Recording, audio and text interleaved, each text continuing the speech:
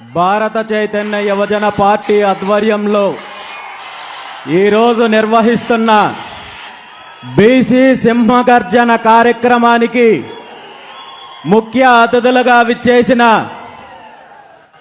పెద్దలు బీసీల ఆరాధ్య దైవమైనటువంటి బీపీ మండల్ గారి మనమలు, బీసీల యొక్క హక్కుల కోసం, రిజర్వేషన్ల కోసం నిరంతరం పోరాటం చేస్తున్న Delhi university professor Shri B P Mandal గారికి తన రచనల ద్వారా, సినిమాల ద్వారా బహుజనుల్లో చైతన్యం తీసుకొని వచ్చి బహుజనులకు మంచి చేసే దిశగా అనేక పోరాటాలు చేస్తున్న డైరెక్టర్ ఎన్ శంకర్ గారికి, అదేవిధంగా భారత చైతన్య యువజన పార్టీ నాయకులకు, కార్యకర్తలకు, అభిమానులకు, ఈ కార్యక్రమానికి అతిథులుగా విచ్చేసిన ఎంతో మంది బీసీ పెద్దలకు, బహుజన నాయకులకు, మరీ ముఖ్యంగా బీసీ సింహగర్జన పిలుపునకు స్పందించి రాయలసీమ రోషంతో,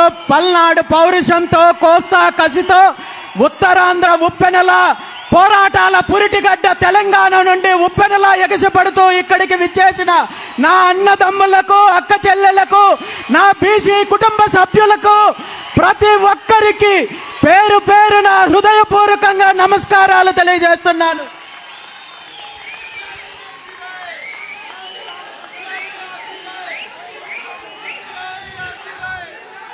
అదేవిధంగా ఈ కార్యక్రమానికి సహకరిస్తున్న పోలీస్ సిబ్బందికి, మీడియా సిబ్బందికి, సాంస్కృతిక కార్యక్రమాల్లో పాల్గొన్న ప్రతి ఒక్కరికి కూడా ధన్యవాదాలు తెలియజేస్తూ, ఈరోజు మనం కార్యక్రమానికి మొదలు పెట్టేక ముందు మొట్టమొదటిసారిగా వేదిక మీదున్న అనేక మంది కులదేవులతో పాటు బీసీల యొక్క అభ్యున్నతికి, బహుజనుల యొక్క అభివృద్ధికి ఎంతో కృషి చేసిన మహనీయులందరినీ కూడా స్మరించి కులదేవతల యొక్క ఆరాధన కార్యక్రమం చేసుకున్నాము. ఈ కులదేవతల ఆరాధన ఎందుకు అంటే,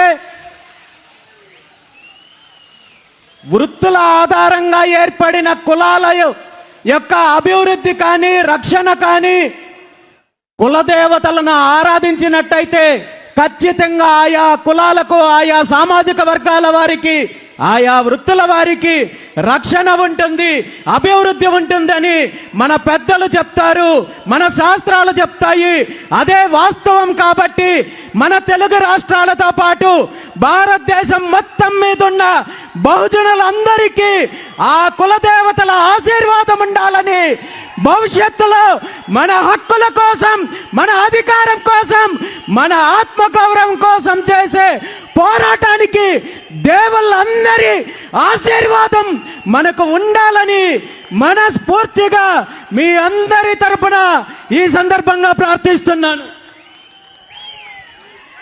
అదేవిధంగా మీరందరూ చూశారు, ఎంత చారిత్రాత్మకమైన ఒక సన్నివేశము, ఒక కార్యక్రమము ఇదే వేదిక మీదుగా చేయడం జరిగింది.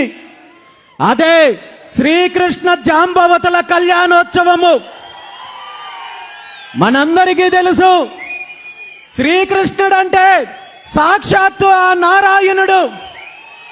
భవిష్యత్తు తరాలకు, భవిష్యత్తు యుగాలకు భగవద్గీతను అందించిన దేవదేవుడు మాత్రమే కాదు, ఆనాటి దోపర యుగంలోనే భవిష్యత్తులో కులాల మధ్య చిచ్చులు రేపడతారు, కుట్రలు పన్నుతారు, కుతంత్రాలు పన్నే స్వార్థపరులు కలియుగంలో రాజకీయాల రూపంలో, రాజకీయ నాయకుల రూపంలో వస్తారని తెలిసి ఆనాడే శ్రీకృష్ణుడు మొట్టమొదటిసారిగా కులాంతర వివాహాలకు నాంది పలికి ఒక సామాజిక చైతన్యానికి పిలుపునిచ్చారనే విషయాన్ని మనందరికీ తెలియజేయాలనే ఉద్దేశంతో ఈరోజు ఈ వేదిక సాక్షిగా శ్రీకృష్ణ జాంబవతుల కళ్యాణోత్సవము నిర్వహించామనే విషయాన్ని ఈ సందర్భంగా తెలియజేస్తూ ఆ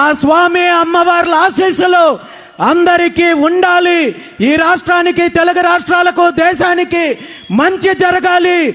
మన సమాజంలో ఉన్న కుట్రలను ఛేదించి భవిష్యత్తులో అందరూ కూడా ఒక అభివృద్ధి దిశగా వెళ్ళాలని చెప్పి ఈ సందర్భంగా స్వామి అమ్మవారులను ప్రార్థించడంతో పాటు మీ అందరి సమక్షంలో ఈ రోజు నేను ఒక్క మాట ఇస్తున్నాను. మనకు ఎన్నో దేవాలయాలు ఉన్నాయి, ఎంతో దేవతామూర్తులు ఉన్నారు. కానీ ఎక్కడ శ్రీకృష్ణ జాంబవతుల యొక్క దేవాలయం మన ప్రాంతంలో లేదు. కాబట్టి 2 తెలుగు రాష్ట్రాల ప్రజలందరికీ అందుబాటులో ఉండే ప్రాంతంలో ఆ స్వామివారి అనుగ్రహంతో శ్రీకృష్ణ జాంబవతుల దేవాలయాన్ని నిర్మించి సామాజిక చైతన్యానికి మరో అడుగు ముందుకు వేసే దిశగా ప్రయత్నం చేస్తాను, అది సాధిస్తానని చెప్పి ఈ సందర్భంగా మీ అందరికీ తెలియజేస్తూ, దాంతోపాటు ఈరోజు మీ అందరికీ తెలుసు బీసీ సింహగర్జన. చాలా మంది నన్ను అడిగారు, బీసీ సింహగర్జన అనే పేరు ఎందుకు పెట్టారు? ఇది బీసీ గర్జనో లేదా బహుజన గర్జనో లేదా మరో గర్జన అని పెట్టచ్చు కదా, సింహగర్జన అనే పేరెందుకు పెట్టారని చెప్పి చాలా మంది పెద్దలు నన్ను అడిగారు. దీనికి ఖచ్చితంగా కారణం ఉంది.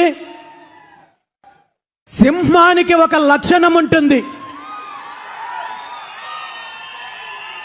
సింహానికి ఒక లక్షణం ఉంటుంది. అడవిలో ఎన్ని జంతువులున్నా, సింహం కంటే బలమైన జంతువులున్నా సింహాన్ని మాత్రమే రాజు, అడవికి రాజు అని ఎందుకంటారో మీకు తెలుసా? సింహానికి తనకు ఏం కావాలో స్పష్టంగా తెలుసు. తనకి ఏం కావాలనే దానిపైన స్పష్టత ఉంటుంది.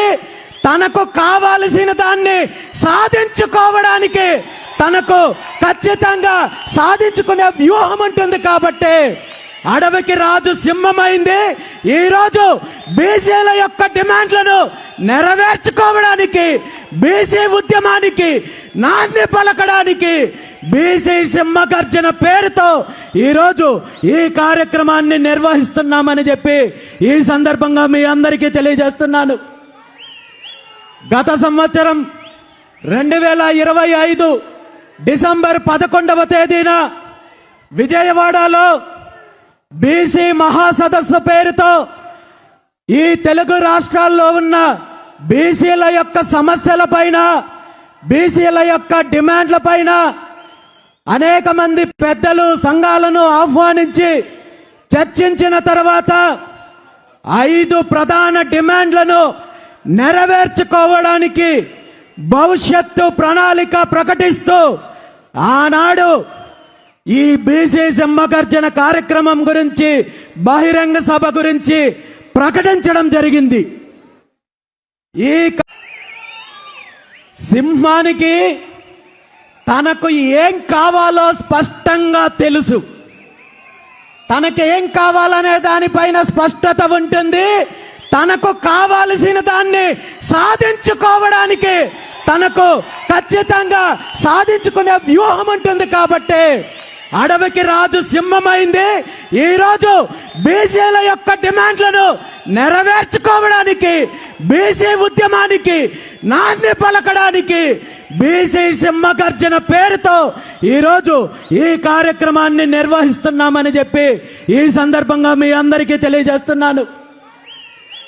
గత సంవత్సరం 2025 డిసెంబర్ 11వ తేదీన విజయవాడలో బీసీ మహాసదస్సు పేరుతో ఈ తెలుగు రాష్ట్రాల్లో ఉన్న బీసీల యొక్క సమస్యల పైన, బీసీల యొక్క డిమాండ్ల పైన అనేక మంది పెద్దలు, సంఘాలను ఆహ్వానించి చర్చించిన తర్వాత 5 ప్రధాన డిమాండ్లను నెరవేర్చుకోవడానికి భవిష్యత్తు ప్రణాళిక ప్రకటిస్తూ ఆనాడు ఈ బీసీ సింహగర్జన కార్యక్రమం గురించి, బహిరంగ సభ గురించి